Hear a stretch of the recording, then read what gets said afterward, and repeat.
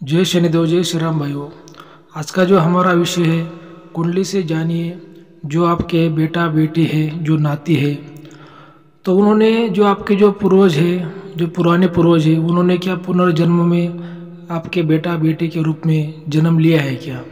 अगर लिया है तो कुंडली से आप वो देख सकते हैं कि जो आपका बेटा है वो पुराना पूर्वज है क्या, और किस कार्य के लिए उसका जन्म हुआ है। चाहे आपकी बेटी हो, बेटा हो, आप हो, आपकी पत्नी हो, मतलब किसी का भी जो पुनर्जन्म है आप कुंडली से देख सकते हैं कि आपका पुनर्जन्म हुआ है क्या, और आप कोई पुराने वंशज है क्या। ठीक है। आप सब लोग जानते हो कि जैसे कि हमारे जो दादा परदादा पिताजी, ऐसे जो जो लोग बोलते हैं पुराने लोग कि भाई हमारे घर में इसने, जो पुराना व्यक्ति उसने जन्म लिया, फिर उस व्यक्ति से वो नाम रखते हैं, वो वैसे जो कुछ ऐसी बातें होती हैं। लेकिन ये कुंडली से 100% बराबर वो देखा जाता है। ठीक है। तो देखिए, आपको मैं सबसे पहले कहना चाहूँगा कि अगर आपने अपने चैनल को फॉलो नहीं किया, सब्सक्राइब नहीं किया, तो पहले चैनल को फॉलो करिए, सब्सक्राइब करिए, लाइक करिए, शेयर करिए, क्योंकि जो आपको मैं जानकारी देता हूँ भाइयों, बिल्कुल सही जानकारी देने की कोशिश करता हूँ। ऐसी जानकारी आपको कहीं भी सुनने को नहीं मिलेगी। तो देखिए, कुंडली से ये कैसे जानने का, कुंडली में कौन सा भाव होता है, कौन सा ग्रह होता है, तो आप उससे देखिए, आप घर बैठे भी इसको आप जान सकते हो, जो आपको मैं जानकारी देने वाला हूँ। अगर आपको कुंडली नहीं देखना आता या फिर नहीं समझता, तो आप हमें कॉल कर सकते हो, व्हाट्सएप कर सकते हो, जो स्क्रीन पर आपको नंबर दिखाई दे रहा है। लेकिन जो कुंडली की फीस होती है, जो चैनल की फीस होती है भाई, वो लागू रहती है। इस बात का आपको ध्यान में रखना है।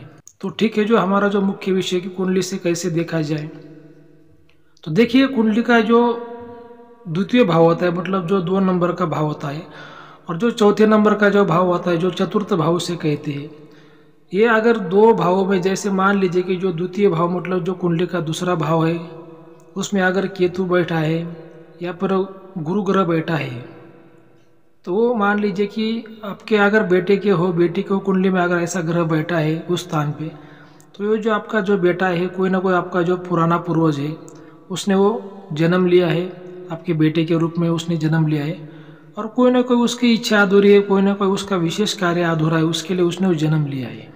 ठीक है।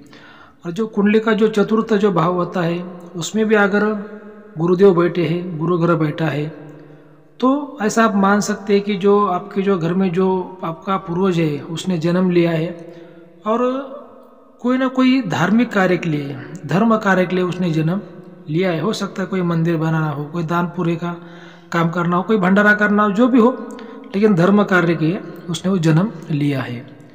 अगर कुंडली के दूसरे भाव में शुक्र भी अगर बैठता है, तो भी ऐसा कभी कभी माना गया है कि जो हमारा पूर्वज है उसने जन्म लिया है।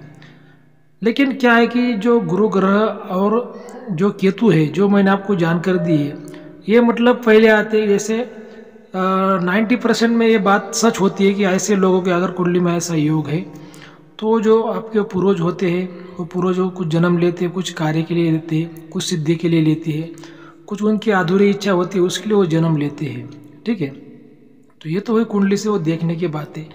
अब इसके लिए अगर पूर्वज ने जन्म लिया है, तो पूर्वज को क्या करना चाहिए, उसमें किस बातों का ध्यान रखना चाहिए, कौन से नियम का पालन करना चाहिए, क्योंकि आप सब लोग जानते हो कि अगर पूर्वज ने जन्म लिया है, तो उसको कोई ज़्यादा तीखा नहीं बोलते, उसको मारते नहीं, उसको डांटते नहीं, ऐसा वो बच्चों को बोलते हैं। ठीक है। आप सब ये लोग जानते हो।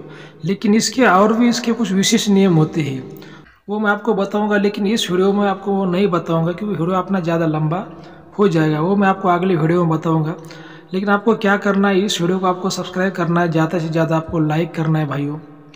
और देखिए कि जो आपका चाहे बेटा हो, बेटी हो, अगर उसकी जो कुंडली है आपने बनवाई है, उसका आप विश्लेषण करना चाहते हैं, तो आप हमें कॉल कर सकते हैं।